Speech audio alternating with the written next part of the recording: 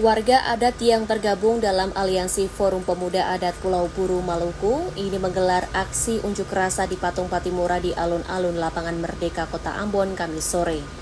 Mereka memprotes ahli waris bernama Ibrahim Wail yang diklaim sebagai kepemilikan lahan tambang emas di kawasan Gunung Botak, Kabupaten Buru, Provinsi Maluku.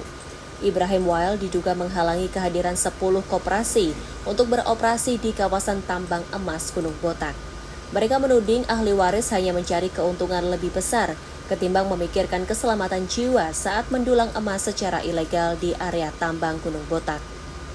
Koordinator aksi Alfianti Tawail mengatakan dalam aksi unjuk rasa ini, mereka menyuarakan 3 poin tuntutan, yakni meminta Polda Maluku segera menertibkan tambang emas di kawasan Gunung Botak. Mereka juga meminta kepada Polda Maluku segera menangkap ahli waris Ibrahim Wail dan kroni-kroninya terkait penolakan 10 koperasi yang memenuhi persyaratan dari pemerintah Provinsi Maluku.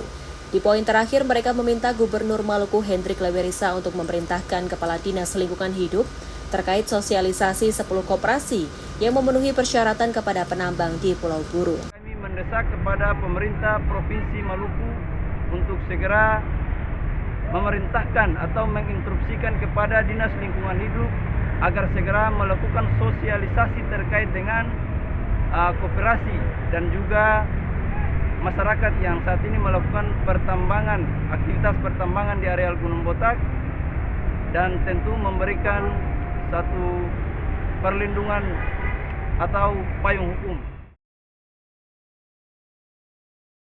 Ahli waris Ibrahim Wail yang dikonfirmasi melalui sambungan telepon Kamis sore tak memberikan respon terkait pencegahan 10 koperasi yang akan beroperasi di tambang emas Gunung Botak. Sementara Kepala Dinas ESDM Provinsi Maluku, Abdul Haris melalui keterangan tertulis Kamis sore mengatakan ada sekitar 20 koperasi yang terdaftar untuk pengelolaan tambang Gunung Botak. Namun belakangan hanya terdapat 10 koperasi yang memenuhi persyaratan. Pemerintah Provinsi Maluku kemudian memberikan izin pertambangan rakyat atau IPR kepada seluruh koperasi di wilayah pertambangan Gunung Botak, Kabupaten Buru.